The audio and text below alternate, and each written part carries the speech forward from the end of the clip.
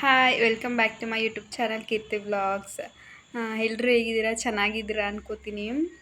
ತುಂಬ ದಿನ ಆಗೋಯ್ತು, ದಿನ ಅಲ್ಲ ತಿಂಗಳಾಯಿತು ಅನಿಸುತ್ತೆ ನಾನು ವ್ಲಾಗ್ ಮಾಡೋಕ್ಕೆ ಆಗಿರಲಿಲ್ಲ, ಸ್ವಲ್ಪ ಬ್ಯುಸಿ ಇದ್ದೆ.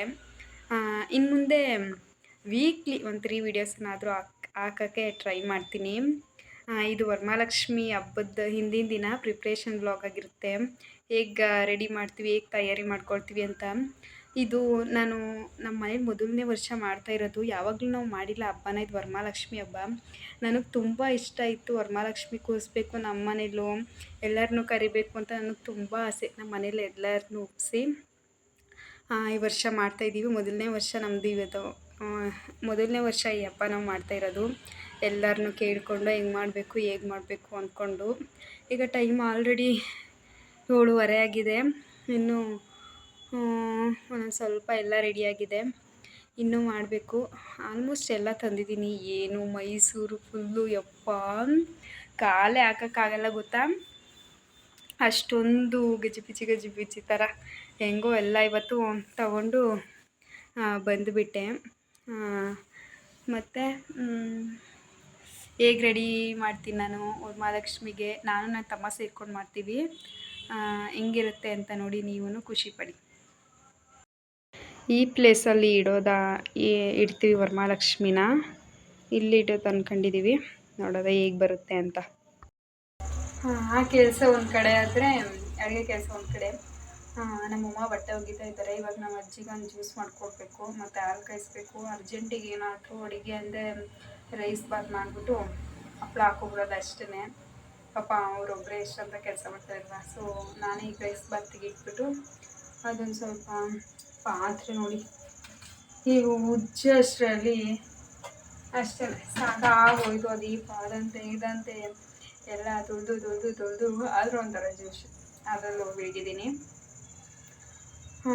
ಇವಾಗ ಏನಾದರೂ ಅಡುಗೆಗೆ ರೆಡಿ ಮಾಡಿಬಿಟ್ಟು ಆ ಕಡೆ ಪ್ರಿಪ್ರೇಷನ್ ಕಡೆ ಹೋಗೋದ.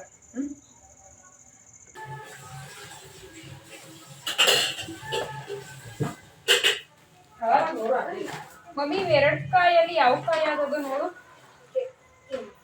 2 ಕಾಯಿ 10 ರೂಪಾಯಿ kg ಬಾಳೆಹಣ್ಣು ಕೊಡೋರಿಗೆ, ಪಚ್ಚ ಬಾಳೆಹಣ್ಣು 100 ರೂಪಾಯಿ ಹೇಳ್ತಾರೆ. ಚಿಪ್ಪ ಏಲಕ್ಕಿ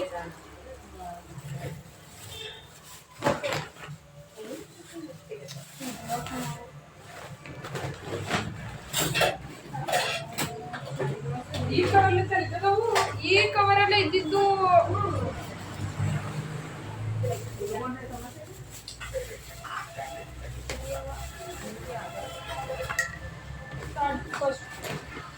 ಟೆನ್ಷನ್ ತಗೊಂಡ್ರೆ ಕಾಲಾಗಿ ಮಾಡಿ ಟೆನ್ಷನ್ ತಗೊಂಡ್ರೆ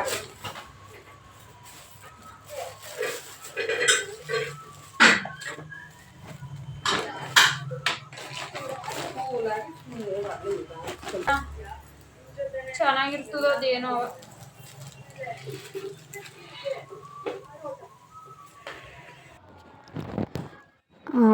ಇವಾಗ ರಾತ್ರಿ ಆಯಿತು. ಎಲ್ಲ ದೇವ್ರನ್ನ ರೆಡಿ ಮಾಡ್ಕೊಳ್ಳೋಕ್ಕೆ ಇಟ್ಕೊಂಡಿದ್ದೀವಿ. ನಾನು ಮತ್ತು ನನ್ನ ತಮ್ಮ, ಅವನು ಮತ್ತು ನಾನು ಇಬ್ಬರು ಸೇರಿಕೊಂಡು ಸೀರೆ ಎಲ್ಲ ಉಡಿಸಿದ್ವಿ. ಅದಂತೂ ತುಂಬ ಕಷ್ಟ ಆಯಿತು. ಮೊದಲನೇ ವರ್ಷ ಅಲ್ವಾ ಸೀರೆ ಉಡಿಸಿದ್ದು. ಈ ಥರ ಎಲ್ಲ ನಮಗೆ ಇಬ್ರಿಗೂ ಗೊತ್ತಿರಲಿಲ್ಲ, ಆದರೂ ತುಂಬ ಚೆನ್ನಾಗಿ ಬಂತು.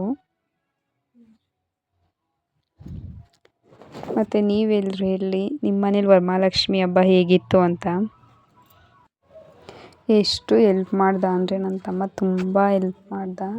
ನನಗಿಂತ ಅವನೇ ಜಾಸ್ತಿ ಎಲ್ಲ ರೆಡಿ ಮಾಡಿಕೊಟ್ಟ.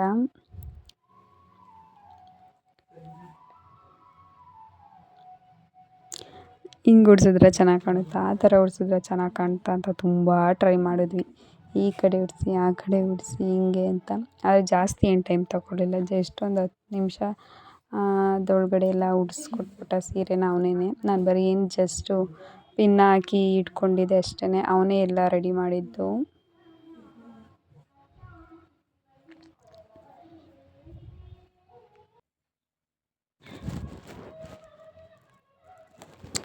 ನೀವು ಹೇಳಿ, ಹೆಂಗೆ ಯಾವ ಥರ ಕಾಣ್ತಿದೆ, ಚೆನ್ನಾಗಿ ಕಾಣ್ತಿದೆಯಾ ಇಲ್ವಾ, ಅಥವಾ ಏನಾದರೂ ಮಿಸ್ಟೇಕ್ಸ್ ಆಯಿತಾ ಅಂತ ಇಲ್ವಾ ಅಂತ.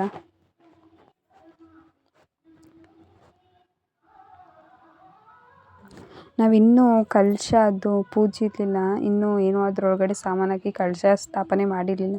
ಫಸ್ಟೇ ಎಲ್ಲ ಮೊದಲು ನೀಟಾಗಿ ಸೀರೆ ಎಲ್ಲ ಉಡ್ಸ್ಕೊಬಿಡೋದು, ಅದು ಅಳ್ಗಾಡಿಸ್ಬಾರ್ದು ಅಂದ್ಬಿಟ್ಟು ಮೊದಲೇ ಎಲ್ಲ ನೀಟಾಗಿ ಎಲ್ಲ ಉಡ್ಸ್ಕೊಬಿಡೋದು ಅಂದ್ಬಿಟ್ಟು ಫಸ್ಟೇ ಎಲ್ಲ ಸೀರೆ ಉಡ್ಸ್ಕೊಂಡು ಆಮೇಲೆ ಕಲಶ ಸ್ಥಾಪನೆ ಮಾಡಿದ್ದು. ಹಾಕಿ ನೋಡ್ತಾ ಇದ್ದಾನೆ ಅವನು, ಕಾಲು ಹಿಂಗೆ ಕಾಣಿಸುತ್ತೆ ಸೀರೆ ಮೇಲೆ, ಇನ್ನೊಂದು ಸ್ವಲ್ಪ ಸೀರೆ ಏನಾದರೂ ಎತ್ತಬೇಕಾ ಇದು ಮಾಡಬೇಕಾ ಅಂತ ಅಲ್ಲೇ ಇಟ್ಟು ನೋಡ್ತಾ ಇದ್ದಾನೆ.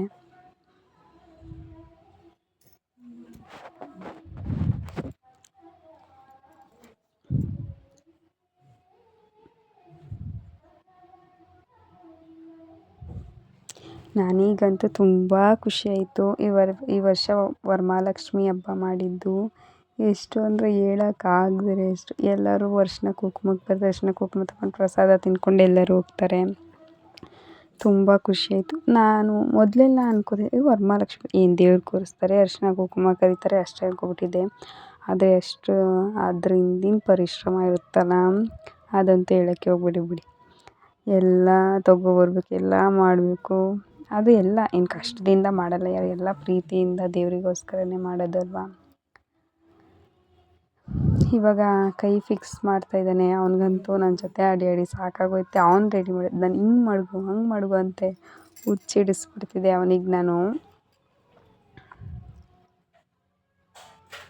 ಇವಾಗ ಮತ್ತು ನಾನು ದೀಪಗಳೆಲ್ಲ ತೆಗೆದು ಜೋಡಿಸ್ಕೊಳ್ಳೋದಂತ ಇಟ್ಕೊಡ್ತಾಯಿದ್ದೀನಿ. ಎಲ್ಲ ಬೆಳಿಗ್ಗೆ ಸಂಜೆ ಅನಿಸುತ್ತೆ ಎಲ್ಲ ತೊಳೆದು ಎಲ್ಲ ನೀಟಾಗಿ ಇಟ್ಕೊಂಡಿದ್ದೆ.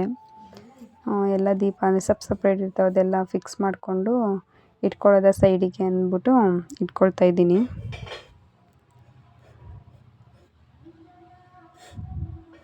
ನಾನೊಬ್ಬಳೇ ಮಾಡಿದಿದ್ರೆ ಆಗೋದೇ ಇಲ್ಲ ಅಂದ್ಕೊಳ್ಳಿ. ಯಾರಾದರೂ ಒಬ್ಬರು ಜೊತೆಗೆ ಇರಲೇಬೇಕು ಇಂಥ ಕೆಲಸ ಎಲ್ಲ ಮಾಡುವಾಗ. ಒಬ್ಬರೇ ಆಗಿಬಿಟ್ರೆ ಕಷ್ಟ ಆಗಿಬಿಡುತ್ತೆ ಫುಲ್ಲು.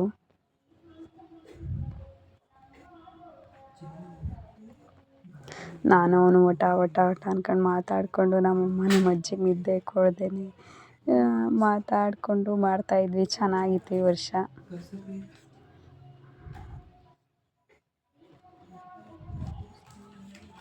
ಅಂದರೆ ಅಲ್ಲೇ ಏನೂ ಮಾತಾಡೋಕ್ಕಾಗಲಿಲ್ಲ ನನಗೆ ಡೈರೆಕ್ಟಾಗಿ. ಯಾಕಂದರೆ ನಮ್ಮ ಅಜ್ಜಿ ನಮ್ಮ ಅಮ್ಮ ಎಲ್ಲ ಪಾಪ ಎಲ್ಲ ಮಲಗಿದ್ರು, ಅವರು ಎಲ್ಲ ಹೆಲ್ಪ್ ಮಾಡಿಬಿಟ್ಟು ಮಲ್ಕೊಂಡ್ರು ಹೋಗಿ. ನಾವಿನ್ನೂ ನಿಮ್ಮ ಜೊತೆ ಮಾತಾಡ್ಕೊಂಡು ವೀಡಿಯೋದ ಅವ್ರಿಗೆ ಪಾಪ ಪ್ರಾಬ್ಲಮ್ ಆಗುತ್ತೆ ಅಂದ್ಬಿಟ್ಟು ವಾಯ್ಸ್ ಓವರ್ ಕೊಡೋದಾ ಅಂದ್ಬಿಟ್ಟು ಏನೂ ಮಾತಾಡೋಕ್ಕೆ ಹೋಗಲಿಲ್ಲ.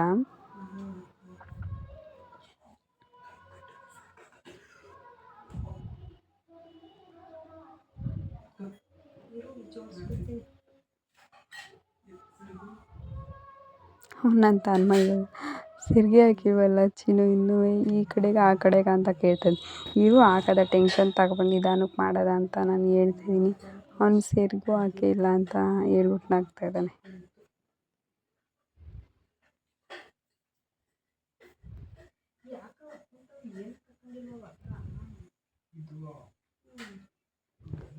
ನಾನು ದೀಪಗಳನ್ನ ಫಿಕ್ಸ್ ಮಾಡ್ತಾನೇ ಇದ್ದೀನಿ. ಎಷ್ಟು ನಿಧಾನಕ್ಕೆ ಮಾಡ್ತಾಯಿದ್ದೀನಿ ಅಂದರೆ ನನಗೆ ವೀಡಿಯೋ ನೋಡಾದ್ಮೇಲೆ ಗೊತ್ತಾಯ್ತದೆ ಯಾಕೆ ಇಷ್ಟೊಂದು ನಿಧಾನಕ್ಕೆ ಮಾಡ್ತಾಯಿದ್ದೆ, ಬೇಗ ಮಾಡಬೇಕಲ್ವ ಅಂತ ವೀಡಿಯೋ ನೋಡಿದ್ಮೇಲೆ ಅಯ್ಯೋ ದೇವರೇ.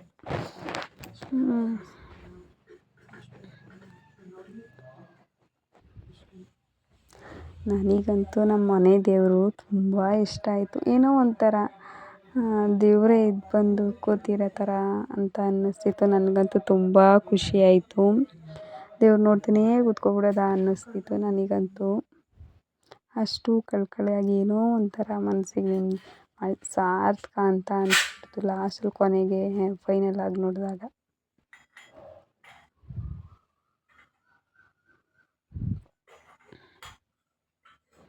ನಾನಾಗಿದ್ದರೆ ಇಷ್ಟು ಪೇಷನ್ಸಿಂದ ಉಡಿಸ್ತಿರ್ಲಿಲ್ಲ ಬಿಡಿ ಸೀರೆನ. ನನ್ನ ತಮ್ಮ ಆಗಿರೋದಕ್ಕೆ ನೀಟಾಗಿ ಹಿಂಗೆ ಒಂದು ಸ್ವಲ್ಪನೂ ಅವ್ನಿಗೆ ಇದಾಗಬಾರ್ದು, ಎಲ್ಲ ನೀಟಾಗಿ ಮಾಡಬೇಕು ಅವನಿಗೆ. ನೀಟಾಗಿ ಸೆರಗೆಲ್ಲ ನೀಟಾಗಿ ಮಾಡಿ ಕೂರಿಸ್ತಾ ಚೆನ್ನಾಗಿ. ನಾನಾಗಿದ್ದರೆ ಹೆಂಗೋ ಒಂದು ಸುತ್ತು ಬಿಡ್ತಿದ್ನೇನೋ. ಅವನಾದ್ರೆ ಪಾಪ ನಿದ್ದೆ ಮಾಡಿದಂತೆ ಅವನು ನನ್ನ ಜೊತೆ ಅವನೇ ಎಲ್ಲ ರೆಡಿ ಮಾಡಿಕೊಟ್ಟ. ನಾನು ದೀಪಗಳಂತೂ ಇನ್ನೂ ಫಿಕ್ಸ್ ಮಾಡ್ತಾನೇ ಇದ್ದೀನಿ.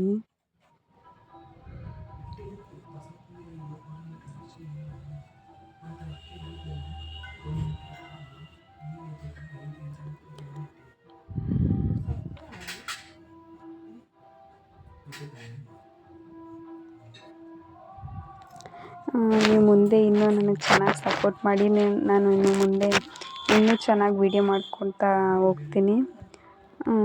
ಇನ್ನು ವಾರದಲ್ಲಿ ಒಂದು 3-4 ವೀಡಿಯೋ ಆದರೂ ಟ್ರೈ ಮಾಡ್ತೀನಿ. ಇದ್ರದ್ದೇ ವರಮಹಾಲಕ್ಷ್ಮಿ ಹಬ್ಬದ್ದೇ ಒಂದು 2 ವ್ಲಾಗ್ ಮಾಡ್ತೀನಿ. ನಿಮಗೂ ಬೋರ್ ಆಗಬಾರ್ದಲ್ಲ, ಒಂದೊಂದು ಸ್ವಲ್ಪ ಒಂದು 15 ನಿಮಿಷ 20 ನಿಮಿಷನೇ ಮಾಡ್ತೀನಿ. ಇದೊಂದು ಸ್ವಲ್ಪ ವ್ಲಾಗು ದೊಡ್ಡದಾಗ್ಬೋದು, ಮೋಸ್ಟ್ಲಿ ಒಂದು 23-25 ಮಿನಿಟ್ಸು ಬರ್ಬೋದೇನೋ. ನನಗೆ ವ್ಲಾಗ್ ಮಾಡಬೇಕು ಅನ್ಕೋತೀನಿ, ನನಗೆ ಕ್ಯಾಮ್ರಾ ಎತ್ತಿ ಹಿಂಗೆ ಹಿಡಿಯೋಕ್ಕೆ ನನಗೊಂಥರ ನಗು ಬಂದುಬಿಡುತ್ತೆ. ಏನು ಮಾಡೋಕ್ಕಾಗಲ್ಲ, ಇಷ್ಟಪಟ್ಮೇಲೆ ಮಾಡಲೇಬೇಕಲ್ವ. ಇನ್ನು ಮುಂದೆ ಮಾಡ್ತೀನಿ ವೀಡಿಯೋಸ್ನ. ನಾನು ಹೇಳ್ತಾ ಇದ್ದೀನಿ, ಕೈಗೆ ನನಗೆ ಇದು ಕಟ್ಕೊಡು ಅಂತ.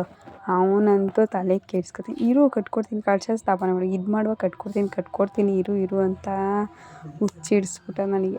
ಸರಿ ಬಿಡಪ್ಪ ಆಯ್ತು, ನೀನು ಹೇಳ್ದಾಗೆ ಕಟ್ಕೊಡು ಅಂತ ಹೇಳ್ಬಿಟ್ಟು ನಾನು ಸುಮ್ಮನಾದೆ. ಇವಾಗ ನೋಡ್ತಾ ಇದ್ದೀವಿ ಇಬ್ಬರು ನಿಂತ್ಕೊಂಡು ಹೆಂಗೆ ಕಾಣಿಸ್ತೈತೆ ಅಂತ. ಅವಂತೂ ಎಲ್ಲರೂ ಹೋಗಲ್ಲಿ ನಿಂತ್ಕೊಂಡು ನೋಡು ಚೆನ್ನಾಗಿ ಕಾಣಿಸ್ತೈತೆ, ಏನು ಇದಾಗೈತೆ ಹೇಳು ಅಂತ ಹೇಳ್ತಾ ಇದ್ದ. ನಾನೀಗಂತೂ ಹೋಗ್ಲಿ ಬಿಡೋ, ಉಡಿಸಿ ಚೆನ್ನಾಗಿ ಬಂದೈತಿ ಕಟ್ಟಾಗೈತಕ್ಕ ಎಷ್ಟು ಸಲ ಕೇಳ್ತಿದ್ದ ಅಂದರೆ ಯಪ್ಪ. ತುಂಬ ಚೆನ್ನಾಗಿ ಹೆಲ್ಪ್ ಮಾಡಿಕೊಟ್ಟ, ಇಬ್ಬರು ಸೇರಿಕೊಂಡು ಹೆಂಗೋ ಮಾಡಿದ್ವಿ.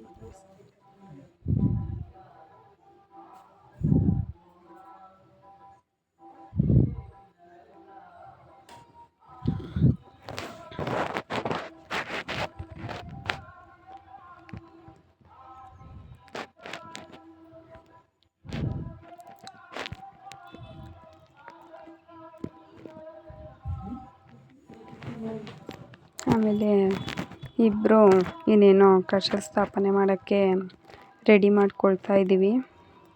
ಅದು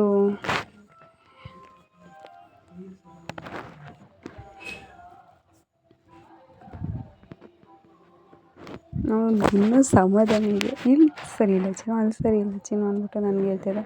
ಆವಾಗ ನಾನು ರೆಡಿ ಮಾಡಿಕೊಡ್ತಾಯಿದ್ದೆ. ಅದು ಕ್ಲಿಪ್ಪೆಲ್ಲ ಹಾಕಿದ್ವಲ್ಲ, ಅದು ಕ್ಲಿಪ್ಪೆಲ್ಲ ತೆಗೆದು ನೀಟಾಗಿ ನೆರಿಗೆ ಎಲ್ಲ ಕೂರಿಸಿದ್ವಿ. ಮತ್ತು ಈಗ ಕೈ ಅಲ್ಲಿಗೆ ಫಿಕ್ಸ್ ಮಾಡಿದ್ವಿ. ಇನ್ನು ಕಾಲು ಫಿಕ್ಸ್ ಮಾಡಬೇಕಿತ್ತು. ಕಾಲು ಫಿಕ್ಸ್ ಮಾಡ್ತಾಯಿದ್ವಿ ಇಬ್ಬರು ಸೇರಿಕೊಂಡು. ಅವನು ಈ ಥರ ಇಡೋದ ಆ ಥರ ಇಡೋದ, ನಾನು ಬೇಡ ಹಿಂಗೆ ಇಡೋದ ಹಂಗೆ ಇಡೋದ, ಇಬ್ರದ್ದೂ ಒಂದೊಂದು ಥರ ಮೈಂಡ್ ಸೆಟ್ ಅಂದ್ಕೊಳ್ಳಿ. ಅವ್ನು ಕೂರ್ಸೋದು ನನಗೆ ಇಷ್ಟ ಆಗಲ್ಲ, ನಾನು ಕೂರ್ಸೋದು ಅವನಿಗೆ ಇಷ್ಟ ಆಗ್ತಿರ್ಲಿಲ್ಲ. ಕೊನೆಗೆ ಅವನು ಚೆನ್ನಾಗಿ ಕೂರಿಸ್ದ. ಅವನು ಬಿಡಿ ಅದೇ ನಾನು ಒಂದು ಹೆಸರು ನೀನು ಬೇಡ ಹಿಂಗೆ ನೀಟಾಗಿಡು ಚೆನ್ನಾಗಿ ಕಾಣುತ್ತೆ ಅಂತ ಹೇಳ್ಬಿಟ್ಟು ಇಟ್ಟ ನೀಟಾಗಿ. ಅವನು ಆ ಕಡೆ ಕಾಲು ಫಿಕ್ಸ್ ಮಾಡ್ಕೊತಾಯಿದ್ದ, ನಾನು ಈ ಕಡೆ ಕಾಲು ಎತ್ಕೊಂಡು ಫಿಕ್ಸ್ ಮಾಡ್ಕೊತಾಯಿದ್ದೆ. ಅವ್ನು ಫಿಕ್ಸೇ ಮಾಡ್ಬಿಟ್ಟ ಗೊತ್ತಾ. ನಾನು ಹಿಡ್ಕೊಂಡು ನೋಡೋಷ್ಟರಲ್ಲಿ ನನಗೆ ಆಶ್ಚರ್ಯ ಆಗೋಯ್ತು. ನಾನು ಇನ್ನೂ ಹಿಡ್ಕೊಂಡು ನೋಡ್ತಾ ನೀನು ಆಲ್ರೆಡಿ ಫಿಕ್ಸ್ ಮಾಡಿಬಿಟ್ಟ ಅಂತ ಅಂದ್ಬಿಟ್ಟು.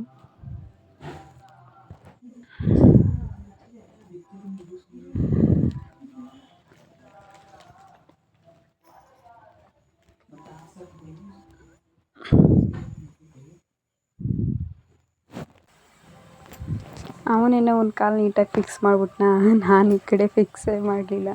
ಆಗ ಅವನೇ ಕರೆದು ಅವನೇ ಹಿಡ್ಕೊ ಹಿಂಗೆ ಅಂತ ಹೇಳ್ಬಿಟ್ಟು ಆಮೇಲೆ ಇಬ್ಬರು ಸೇರಿಕೊಂಡು ಈ ಕಡೆ ಕಾಲು ಆಗ ಫಿಕ್ಸ್ ಮಾಡ್ದ ಅವನೇನೆ. ನಾನೇನು ಸುಮ್ಮನೆ ಹಿಂಗೆ ಹಿಡ್ಕೊಂಡು ಕೂತಿದ್ದೆ ಅಷ್ಟೇ.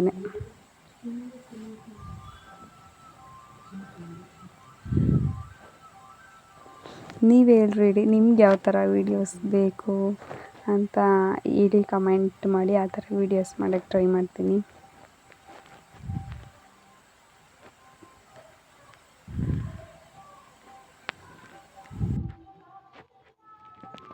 ಆಮೇಲೆ ಎಲ್ಲ ಫಿಕ್ಸ್ ಮಾಡ್ದೆ.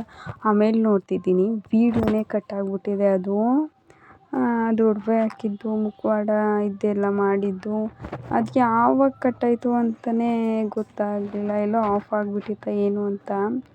ಆಮೇಲೆ ಮತ್ತೆ ಹೋಗಿ ಹೂವಿನ ಹಾರ ತಗೊಬಂದೆ ಹಾಕೋಕ್ಕೆ. ಆವಾಗ ಅವನು ನನ್ನ ತಮ್ಮ ಹೂವಿನ ಹಾರ ಅದು ಇದು ಹಾಕು ಚೆನ್ನಾಗಿ ಕಾಣುತ್ತೆ ಅಂದ್ಬಿಟ್ಟು 2ರಲ್ಲಿ ಅದು ಒಂದು ಹಾಕಿದ.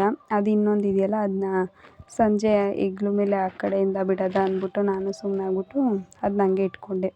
ಹೂವಿನ ಹಾರ ಮಾರ್ಕೆಟಲ್ಲಿ ಎಷ್ಟು ರೇಟು ಅಂದರೆ ಮೈಸೂರು ಮಾರ್ಕೆಟ್ ಕಾಲೇ ಹಾಕೋಕ್ಕಾಗಲ್ಲ ಅಂದ್ಕೊಬಿಟ್ಟು ಹಿಂದಿನ ದಿನ ಹೋಗಲೇಬಾರ್ದು, ಏನೂ ಕೆಲಸನೇ ಇಟ್ಕೋಬಾರ್ದು.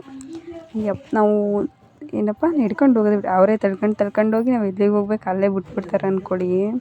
ಅಷ್ಟು ರಶ್ ಇತ್ತು. ಏನೂ ಕೆಲಸ ಇಟ್ಕೊಂಡು ಜಸ್ಟ್ ಹೂವಿನ ಹಾರ ಮತ್ತು ಏನೋ ಇನ್ನೊಂದು ಸ್ವಲ್ಪ ಹಣ್ಣು ಬೇಕಿತ್ತು, ಅಷ್ಟಕ್ಕೆ ತಳ್ಳಿ ಎಲ್ಲ ನೂಕಾಕ್ಬಿಟ್ರು. ಅಷ್ಟರಲ್ಲಿ ನಮ್ಮ ಅಮ್ಮನೂ ಬಂದರು. ಅವರಿಗಂತೂ ನಾವು ಓಡಾಡೋ ಮಾತಾಡೋ ಸೌಂಡಿಗೆ ಪಾಪ ಎಚ್ಚರ ಆಗ್ಬಿಡ್ತು. ನಾನು ರೂಮ್ ಒಳಗಡೆ ಹೋಗೋದು, ಏನಾದರೂ ತರೋದು, ಅದು ಮಾಡೋದು ಇದು ಮಾಡ್ತಿದ್ನಲ್ಲ, ಅವ್ರಿಗೂ ನಿದ್ದೆ ಕೊಟ್ಟಿಲ್ಲ ರಾತ್ರಿ ಎಲ್ಲ.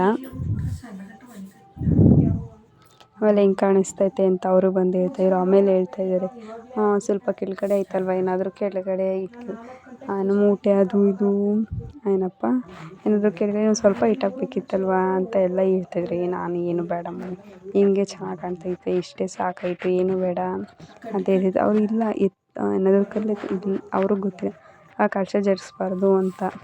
ಆವಾಗ ಹೇಳಿದೆ, ಇಲ್ಲ ಏನು ಎತ್ಕೊಳ್ದಂಗಿಲ್ಲ, ಏನು ಜರಿಸ್ದಂಗಿಲ್ಲ, ಇಲ್ಲ ಹಿಂಗೆ ಚೆನ್ನಾಗಿ ಕಾಣ್ತೈತೆ ಬಿಡಿ ಅಂತ ಅವ್ರಿಗೆ ಹೇಳಿದೆ.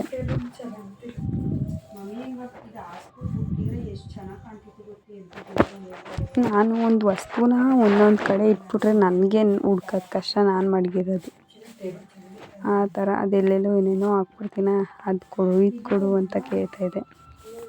ಆಮೇಲೆ ನೀಟಾಗಿ ಹೂವು ಎಲ್ಲ ಇನ್ನೊಂದೆಲ್ಲ ಎತ್ತಿ ಇಡ್ತಾಯಿದ್ದೆ. ಆಮೇಲೆ ನಮ್ಮ ಅಮ್ಮನ ಹತ್ರ ಒಡವೆ ಎಲ್ಲ ದೇವ್ರಿಗೆ ಮಡ್ಗೋಕ್ಕೆ ಬಂದು ಕೊಡಮ್ಮ ಅಂತ ಕೇಳ್ತಾಯಿದ್ದೆ. ಆವಾಗ ಅವರು ಹೋಗಿ ತಗೊಬಂದು ಕೊಟ್ಟರು. ಅಷ್ಟರಲ್ಲಿ ನಾನು ಇನ್ನೇನು ಬೇಡ ಅಲ್ಲಿರೋವನ್ನೆಲ್ಲ ಎತ್ತಿ ಕೊಡ್ತಾಯಿದ್ದೆ. ಎಲ್ಲ ಎತ್ತಿ ಇಟ್ಕೊಂಡ್ರು. ಎಲ್ಲ ತೆಗೆದು ಗುಡ್ಡೆ ಹಾಕ್ಬಿಡೋದೊಂದು ಬೇರೆ ಇದ್ದರೆ, ಎತ್ತಿ ಅವೆಲ್ಲ ಮತ್ತೆ ಅದೇ ಜಾಗಕ್ಕೆ ಇಡಬೇಕಲ್ಲ ನೋಡಿ, ಅದೇ ದೊಡ್ಡ ಕಷ್ಟ. ಮತ್ತು ಎಲ್ಲ ಆದಮೇಲೆ ಅಷ್ಟೆಲ್ಲ ಆಯಿತು. ಮತ್ತು ನಾನು ನನ್ನ ತಮ್ಮನಿಗೆ ಹಣ್ಣುಗಳು ಮತ್ತು ತಿಂಡಿ ಎಲ್ಲ ಜೋಡಿಸ್ಕೊಳ್ಳೋದ ಅಂದ್ಬಿಟ್ಟು ಇಬ್ಬರು ಕೂತ್ಕೊಂಡ್ವಿ. ಇಬ್ಬರು ನೀಟಾಗಿ ಅದು 2 ತೊಗೊಬಂದಿದ್ದು ಆಯಿತಾ ಪ್ಲೇಟ್ಸು. ನನಗೆ ಗೊತ್ತಿರಲಿಲ್ಲ ಇಷ್ಟು ಐಡಿಯಾ ಹೆಂಗೆ ಮಡಗಬೇಕು ಅಂತ. ಒಂದು ಮೈಂಡಲ್ಲಿತ್ತು ಅಷ್ಟೇ. ನಾನು ಅದು ಬರೀ 2 ಪ್ಲೇಟ್ಸ್ ತಂದಿದ್ದು ನಾನು. ಆಮೇಲೆ ಶಾರ್ಟೇಜ್ ಏನಾಗಲ್ಲ, ಮನೇಲಿರೋ ತಟ್ಟೆಗಳನ್ನೇ ಯೂಸ್ ಮಾಡಿಕೊಂಡು ಇಟ್ವಿ. ಆಮೇಲೆ ನಾನು ಒಂದೊಂದು ತಟ್ಟೆಗೆ 5 ಇಡೋದು ಅಥವಾ ಸಪ್ರೇಟ್ ಏನು ಇಡೋಕ್ಕೆ ಹೋಗಲಿಲ್ಲ. ಮೊದಲು ಆ ಥರನೇ ಇತ್ತು, ಎಲ್ಲನೂ ಒಂದೊಂದು ಬೇರೆ ಪ್ಲೇಟ್ಸಾಗ ಹಾಕಿ ಇಡೋಣ ಅಂತ. ಅವಾಗ ನನ್ನ ತಮ್ಮ ಇದ್ದ, ಬೇಡ ಒಂದೇ ತಟ್ಟೆಗೆ ಎಲ್ಲ ಜೋಡಿಸಿ ಇಟ್ಬಿಡು, ಚೆನ್ನಾಗಿ ಕಾಣಿಸುತ್ತೆ, ಇಲ್ಲಾಂದರೆ ಜಾಸ್ತಿ ಇದಾಯ್ತದೆ ಅಂತ ಹೇಳ್ದ. ಆವಾಗ ಸರಿ ಆಯಿತು ಅಂದ್ಬಿಟ್ಟು ಅವ್ನು ಹೇಳ್ದಂಗೆ ಒಂದು ಪ್ಲೇಟಿಗೆ ಎಲ್ಲ ನೀಟಾಗಿ ಎಲ್ಲ ಥರ ಹಣ್ಣು ಒಂದು ಪ್ಲೇಟಿಗೆ ಜೋಡಿಸಿ ಇಟ್ಬಿಟ್ಟೆ. ಆಮೇಲೆ ತಿಂಡಿ ಕಜ್ಜಾಯ, ನಿಪ್ಪಟ್ಟು, ಚಕ್ಕುಲಿ, ಒಬ್ಬಟ್ಟು, ಹೋಳಿಗೆ ಅಂದರೂ ಒಬ್ಬಟ್ಟು ಒಂದೆಲ್ಲ ಅದೆಲ್ಲ ನೀಟಾಗಿ ಒಂದು ತಟ್ಟೆಗೆ ಜೋಡಿಸಿಟ್ವಿ. ನಾನಂತೂ ಎಷ್ಟು ನಿಧಾನ ಕೆಲಸ ಮಾಡ್ತಾಯಿದ್ದೀನಿ, ವೀಡಿಯೋ ನೋಡೋದ್ಮೇಲೆ ಗೊತ್ತೈತೆ. ಅಲ್ಲಿ ಫುಲ್ಲು ಸುಸ್ತಾಗಿತ್ತು. ನನಗೆ ಸಿಟಿಲಿ ಬೇರೆ ಓಡಾಡ್ಬಿಟ್ಟಿದ್ದು, ನಾವು ಫುಲ್ಲು ಕಾಲು ನೋವು ಬಂದುಬಿಟ್ಟಿತ್ತು. ಅದರಿಂದ ಕೆಲಸ ಮಾಡೋಕ್ಕೆ ಕೈ ಕಾಲೆಲ್ಲ ನೋವು ಬರ್ತಿದ್ದವು.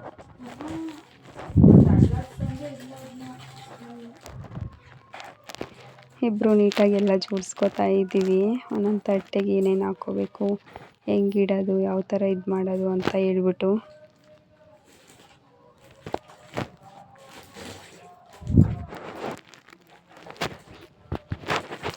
ಏನು ಹಬ್ಬ ಅಂತ ಎಲ್ಲ ಎಷ್ಟು ರೇಟ್ ಆಗಿಬಿಟ್ಟಿದೆ ಅಲ್ವಾ. ನನಗೆ ಅಲ್ಲಿ ಕೇಳೋಕ್ಕೆ ಆಗೋಲ್ಲ, ಹೂವಿನ ರೇಟ್ ಅಂತೂ ಅಷ್ಟು ಜಾಸ್ತಿ ಆಗಿದೆ. ಹೂವಿನ ಹಾರ ಅಂತೂ 500 ಕಡಿಮೆ ಇಲ್ಲ ಹೋಗಿ ಅಷ್ಟೇ ಅವ್ರು ಹೇಳೋದು.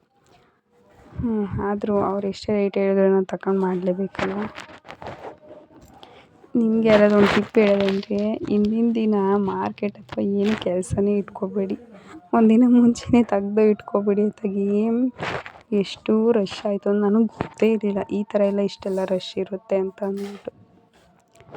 ಮತ್ತು ಎಲ್ಲ ಕೆಲಸ ಮುಗೀತು.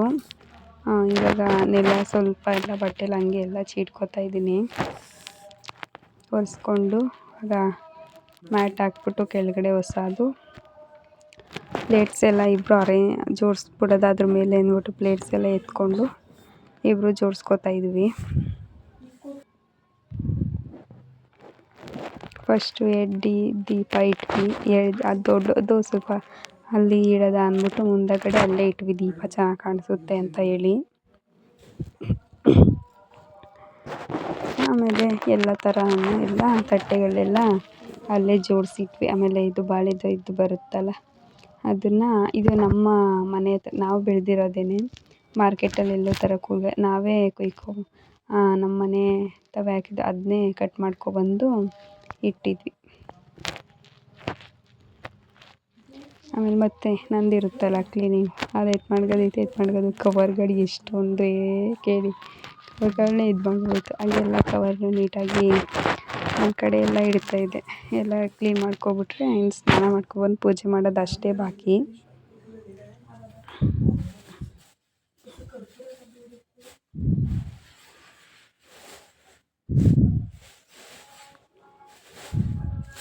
ಇವೆಲ್ಲ ಮಾಡಿಬಿಟ್ಟು ನೀಟಾಗಿ ಇನ್ನೊಂದ್ಸಲ ಬಟ್ಟೆಲಿ ಒರೆಸ್ಕೊಬಿಟ್ರೆ ಮುಗೀತು. ಒರೆಸೋದೆಲ್ಲ ಕೆಲಸ. ಇನ್ನೇನಿದ್ರು ಸ್ನಾನ ಮಾಡಿಬಿಟ್ಟು ಪೂಜೆ ಮಾಡೋದು ಅಷ್ಟೇ ಬಾಕಿ.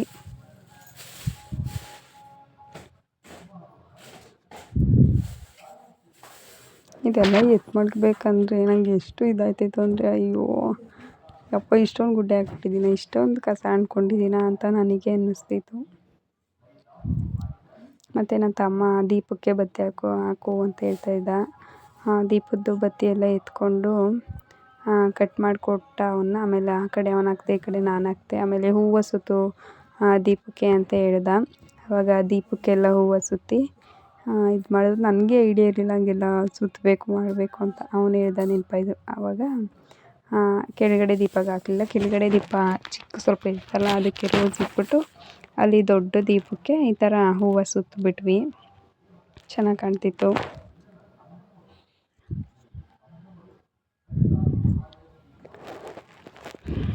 ಎಲ್ಲ ನೋಡಿ ಫೈನಲಾಗಿ ಈ ಥರ ಕಾಣಿಸ್ತಾ ಇದೆ. ಈ ಪೂಜೆ ಮಾಡೋ ವ್ಲಾಗು ನೆಕ್ಸ್ಟ್ ವ್ಲಾಗಲ್ಲಿ ಬರುತ್ತೆ. ಈ ವಿಡಿಯೋ ಇಷ್ಟ ಆಗಿದ್ರೆ ಲೈಕ್ ಮಾಡಿ, ಶೇರ್ ಮಾಡಿ, ಕಮೆಂಟ್ ಮಾಡಿ.